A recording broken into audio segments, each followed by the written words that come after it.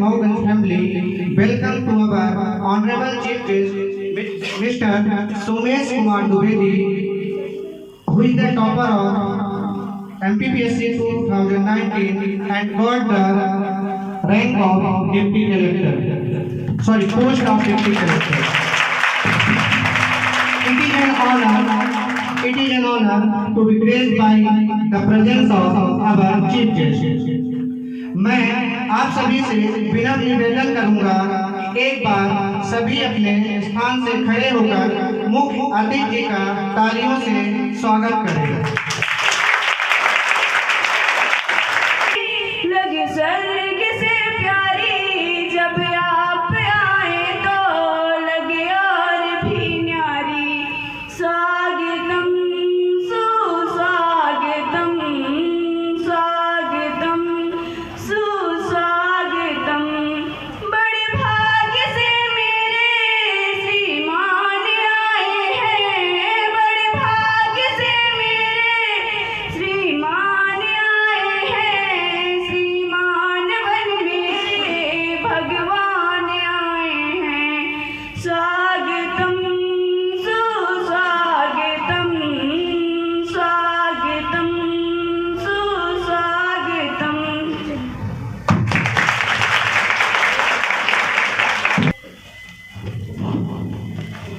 Good morning, all of you.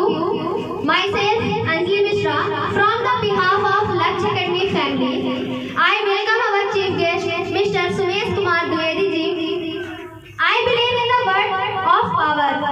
Many people speak before they think, but I know the value of words. The words can make you, break you. They can heal your soul. They can damage you forever. So I always try to use positive words in my life wherever I go. They call it adversity, I call it opportunity. They call it weakness, I call it strength. They call me disabled, I call myself differently abled. They see my disability, I see myself able. There are some incidents that happen in our life, and those incidents are so strong that they can change our DNA. Those incidents or accidents are so strong that they break you physically. They deform your body, but they transform your soul. Every time problems are not too big, but we are too small because we can't handle them. Nobody is going to help us. Nobody is going to able to help us. But ourselves, we realize more than ever we are perfect, just the way we are perfect. Don't realize that we are perfect just the way we are. And boys and girls, please don't bend your knee to satisfy societal standards. Life yours, because that yours. और मैं एक brief परिचय अपना दे देता हूँ क्या है कैसे। तो मैंने इस एग्ज़ाम को अपीयर किया था और 2020 में मैंने 2020 में इसका एग्ज़ाम दिया हुआ था और 21 में मेंस दिया था। इंटरव्यू बाद में हुआ था, तो उसमें मेरी 15th रैंक लगी।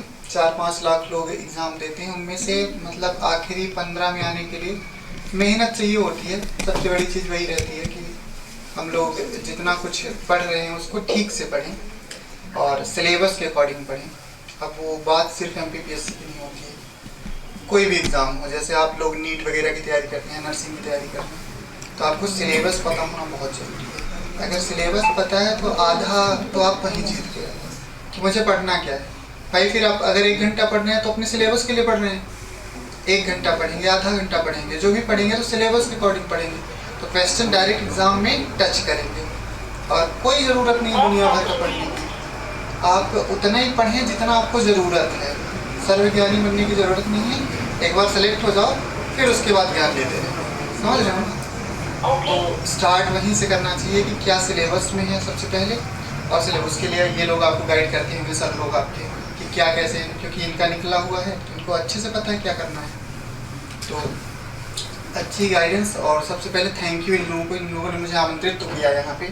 पर अखिलेश जी हैं और राम रतन जी हो गए, तो इन लोगों ने मुझे आमंत्रित किया इस जगह पे। मुझे देखने का मौका तो मिला कि हमारे यहाँ एरिया में कोई ऐसा इंस्टीट्यूट है जो बच्चों को आगे ले जा सकता है। तो ये बड़ी अच्छी बात है कि इन्होंने इस इंस्टीट्यूट को संचालित कर रखा है और बड़े अच्छे शिक्षक हैं। आप उनको मैं पहचानता हूँ, आप फिजिक्स के बहुत अच्छे शिक्षक हैं। तो इनके पिताजी से मैंने पढ़ाई भी की हुई है, मेरी स्कूलिंग आपके पिताजी ने मुझे पढ़ाया था, मैथ और फिजिक्स। तो ये मतलब एक जर्नी होती है, आप लोग जैसे जर्नी शुरू होती क्लास 1 से।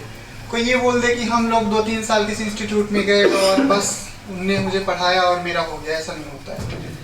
अपनी जर्नी शुरू होती है क्लास 1 से। जब हम एक वर्ड, पहला वर्ड जब लिखते हैं या पढ़ते हैं तो वहाँ से हमारी जर्नी शुरू होती है। वो एक मुकाम पे पहुँचती है जब कोई एग्ज़ाम हमारा क्वालिफाई हो जाता है, फिर किसी अच्छी जगह पहुँच जाए। ज़रूरी नहीं एग्ज़ाम क्वालिफाई हो, हम कुछ अलग कर सकते हैं। कोई यूट्यूब चला रहे हैं, बढ़िया काम करेंगे तो बढ़िया है, उसमें भी वो अच्छी जगह पहुँच जाएंगे। तो बात ये सफल होना ये नहीं होता है कि कोई एग्ज़ाम क्वालिफाई हो गया बस अब हम अच्छी जगह पहुँच गए बस सफल हो गए, उसका कोई मीन ही नहीं। हर साल सिविल सर्विसेज में 10,000 लोग जाते हैं अलग अलग स्टेट में, हर साल जाते हैं। ऐसे 10 साल का जोड़ो तो 1 लाख लोग हैं, मैं उसमें कोई स्पेशल नहीं हूँ। ठीक, मैं एक पार्ट, एक जगह का एक हिस्सा हूँ प्रशासन का, सिर्फ समझ रहे हैं ना आप लोग। तो बात ये है कि जो आप जैसे आप लोग नीट की तैयारी करें ना, तो उसको सिलेबस को जो भी आपको पढ़ाया जाए उसको ठीक से करें और जितना भी आपको समय मिल सके, क्योंकि यहाँ पृष्ठभूमि ये ग्रामीण है थोड़ा, तो टाइम ज़्यादा मिल पाता हो कि कम मिल पाता हो घर की सिचुएशन पे डिपेंड करता है, और फिर सपोर्ट भी कैसे किसको मिल रहा है वो अलग अलग रहता है। तो आपको जितना टाइम मिले आप लोग उतने मेहनत करो, और अगर मेहनत करोगे तो फिर हो ही जाओगे, लगभग सेलेक्ट हो जाओगे। एक बार ना हो तो आप दोबारा ट्राई कर सकते हैं।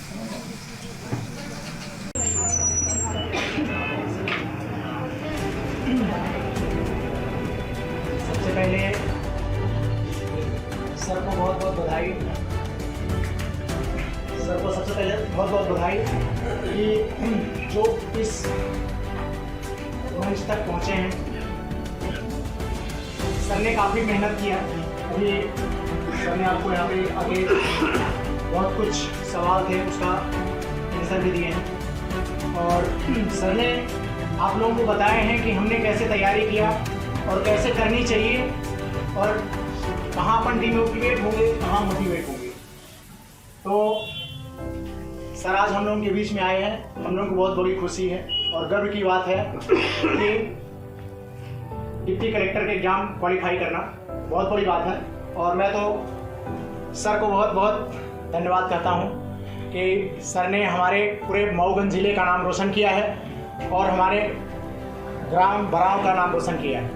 और सर को फिर से अपने दिल से शुक्रिया करता हूँ और धन्यवाद है कि लक्ष्य एकेडमी में आए, आर्मी फिजिकल एकेडमी में भी सारे बच्चे खुश हैं। और ऐसा बहुत अच्छा लगता है कि आपको जैसे डिमोटिवेट होते हैं आप, तो उन सारी चीज़ों से जैसे दूसरे से सीख मिलती है। सफल हुआ जो भी कैंडिडेट है कहीं का भी, तो आपको जो भी जानकारियाँ देते हैं तो आपको ये लगता है कि नहीं, सर ने भी असफलता के बाद सफलता पाई। जैसे अभी एक लड़की का क्वेश्चन था कि सर जैसे आप अपन असफल हो जाते हैं तो फिर कैसे उसको मोटिवेट किया जाता है, कैसे?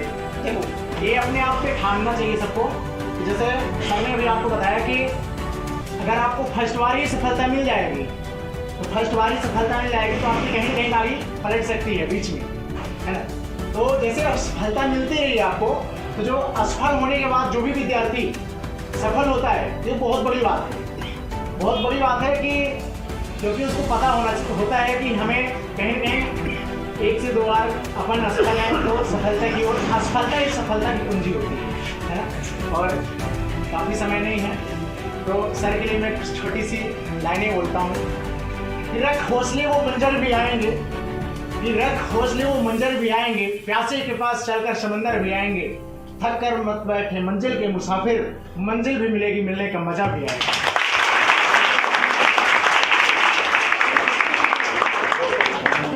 इनको बुलाया था और क्या इसका उद्देश्य था? सर्वप्रथम सभी मीडिया बंधु को नमस्कार। ये जो कार्यक्रम है चराचर जगत उत्थान कल्याण समिति, आर्मी फिजिकल एकेडमी मऊगंज, लक्ष्य academy Mauganj, RR creative vision Mauganj के संयुक्त तत्वाधान में युवा अभ्युदय कार्यक्रम का आयोजन किया गया था।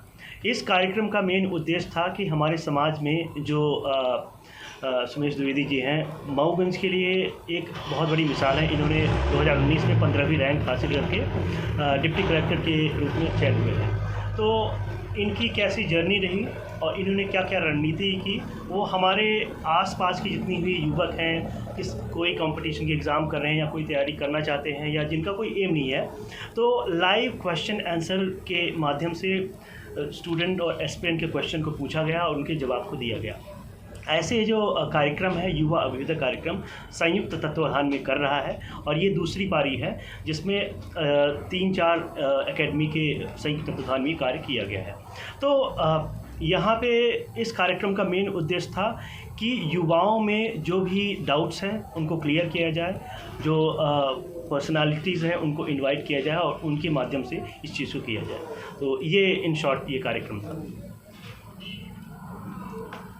सुमेश जी, आपको कैसा लगा यहाँ पर आपने बच्चों के साथ जो है एक कहा जाए कि कॉन्फ्रेंस आप रहे, उनसे जुड़े, आपने उनसे बात किया, किस तरीके का क्वेश्चन उनका रहा और कैसा लगा आपको? काफ़ी बढ़िया इंटरेक्शन रहा बच्चों के साथ मेरा और मैं थैंक यू करना चाहूँगा यहाँ के संचालक का, जिन्होंने मुझे यहाँ आमंत्रित किया और उनसे बात करने का मुझे मौका मिला। तो बहुत बहुत धन्यवाद उनका, विकास जी का। और साथ ही जो क्वेश्चन बच्चों ने पूछे, जो भी उनको डाउट्स थे, तो उन्होंने मेरे विचार जानना चाहा, मेरी जर्नी जानना चाहा, तो उनको भी धन्यवाद है कि उनसे कुछ सीख पा रहे हैं। और थैंक यू आप लोगों को कि आप लोग ये बातें उन लोगों तक पहुंचा रहे हैं जो डायरेक्ट मेरे संपर्क में नहीं है। आपसे कहीं ना कहीं एक पोस्ट से सभी को उम्मीदें होती हैं, जनता को भी आपसे उम्मीद होगी। भविष्य की अगर बात की जाए तो अपने पोस्ट को पाने के बाद जनता के लिए आपका क्या लक्ष्य होगा कि उनको क्या दे पाना है? गवर्नमेंट मैं एक माध्यम रहूँगा, प्रशासन एक माध्यम होता है जनता और शासन के बीच में शासन की योजनाओं को जनता तक पहुँचाने के लिए प्रशासनिक अधिकारियों का चयन किया जाता है। तो सरकार के द्वारा जो भी योजनाएं जनता तक पहुँचाने के लिए भेजी जाएंगी, जो भी उनकी सुविधाएं होंगी, मैं उनको जनता तक पहुँचाने की पूरी कोशिश करूँगा। हालांकि अभी मैं चयनित बस हुआ हूँ, ज्वाइनिंग और पोस्टिंग में अभी मेरे समय है, तो जो भी मेरा कर्तव्य होगा उसको करूँगा। अपने लक्ष्य को प्राप्त करने के लिए आपने किन चीज़ों को आपने चुना था, और कहा जाए कि आने वाले टाइम पर जैसे आज आपने बच्चों से मिला जो कि खुद उस लक्ष्य को वो भी प्राप्त करना चाहते हैं, उनके लिए क्या संदेश है आपका?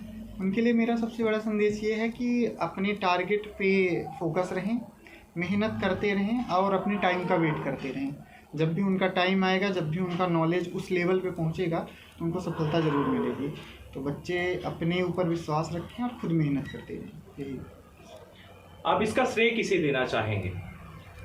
मेरी सफलता जी, आपकी सफलता का आप किसे श्रेय देना चाहेंगे? मेरी सफलता का सबसे ज़्यादा, जिस तरह से एक रेस होती है तो उसके थोड़े थोड़े हिस्से कई लोग चलते, जिसको रिले रेस कहा जाता है। तो उस रेस में मैं मानता हूँ कि मेरी फैमिली, मेरे भाई, मेरे पिता जो भी हैं, उन्होंने मेरा काफ़ी सपोर्ट किया और मेरी सफलता का श्रेय उन्हीं को। मैंने तो सिर्फ एक आखिरी रेस लगाई थी, जिसमें सफल हुआ। जैसे कि सबका एक हीरो होता है, आपका अगर बात की जाए तो मोटिवेशनल को लेकर के या फिर किसी क्षेत्र को लेकर के आपका हीरो अगर माना जाए तो कौन? मेरे हीरो मेरे फादर रहे हैं, जितना उन्होंने संघर्ष किया हमारे लिए।